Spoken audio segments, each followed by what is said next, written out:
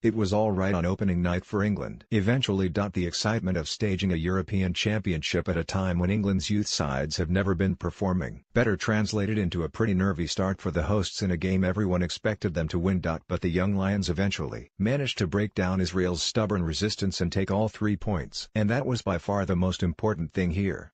England, Ashby Hammond, Crowe, Tulloch 57, Laird, Ogbeta, Daly Kemble, Doyle, Garner, C. Saka, Daly, Dixon Bonner 78, Amaechi, John Jules, Balogun 58 substitutes not used, Dewhurst, G.K., Elise, Anjurin, Duncan, Coyle coach, Steve Cooper scorers, Doyle 29 Penn, Daly 60 booked, Amaechi Israel, Kuf, Bitten, Laufer, Legacy, Hakeem, Drury 60, Mayer, Asayag 72, Shahar, Joabra, C., Avadia, Ram, Einbrom 49, Abada substitutes not used, Barans, G.K., Gadir, Achi Mordecai, Tesker, Nidham coach, Gotti Broomer scorer, Legacy 40+1 Penn booked, Abada referee, Halilu Moodmiller, Turkey attendance, 6,102. It was Matthew Daly of Huddersfield Town who scored the decisive second-half goal, but England will acknowledge there is plenty of room for improvement. They led earlier when Thomas Doyle converted a penalty, only to then sloppily concede one of their own in stoppage time, allowing Dan Logassi to level for unfancied Israel. Hopefully England will have gelled a little more by Monday, when they'll take on an Italy side that looked impressive in their 2-0 win over Switzerland earlier in the day. If things didn't immediately click into gear for England, that was kind of understandable.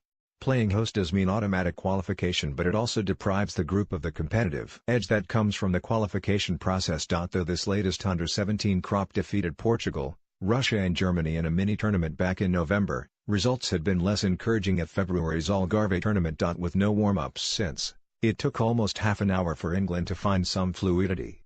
Luckily for them, Israel, in their first tournament game since 2005, were easy to keep at arm's length. The host's brightest player in the first half was Arsenal man Bukayo Saka, who offered a directness that was lacking elsewhere. After half an hour of nothingness, it came as little surprise that Saka was instrumental in England's breakthrough. Saka did what nobody had really thought to do until that point: get the head down and have a run at the Israeli box. Lo and behold, left-back Guy Hakeem clipped Saka and England won a penalty. Manchester City midfielder Doyle stepped forward and took responsibility, rolling the ball home adeptly to give England liftoff in the impressively large 6,000-plus Chesterfield crowd something to cheer. Israel had barely passed the halfway line, but they almost caught England napping right after their opener. Ofek Ovadia, seeing space open up 25 yards from goal, floated in a shot that clipped the crossbar. And on the stroke of half-time, they snatched an equalizer that suggested England still have a bit to learn in terms of tournament game management. Liel Abada broke into the box on the left and was fouled by Ethan Laird, the Manchester United defender. Dan Lugassi fired home the penalty, much to the delight of the pockets of Israeli fans around the ground. It was a frustration for England, who dominated possession but struggled to create too many clear-cut chances.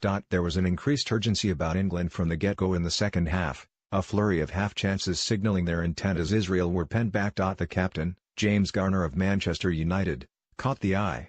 Not once hurried when on the ball. His intelligence and ability to find the correct pass was reminiscent of someone like Michael Carrick. Arsenal forward Tyrese John Jules wasn't far wide with his first real effort, but he was replaced by clubmate Folarin Balogun just before the hour. They were tapping on the door, if not quite hammering it down, but England finally regained their lead on the hour from a sweet move. Xavier Amaechi could have broken into the area but had the presence of mind to know fellow Arsenal player Vontae Daly Campbell was on the overlap. The wing-back surged into the box, glanced up and cut back to Daly, who swept home first time. The feeling was more one of relief than jubilation. A third would have finished Israel off and substitute Rayon Tulloch saw a low drive turned aside by keeper Sharif Kuf. He then saved well at full stretch from Amaechi's curling strike. In injury time, Elijah Dixon Bonner curled a delightful shot against the post with Doyle a little too high with the follow-up.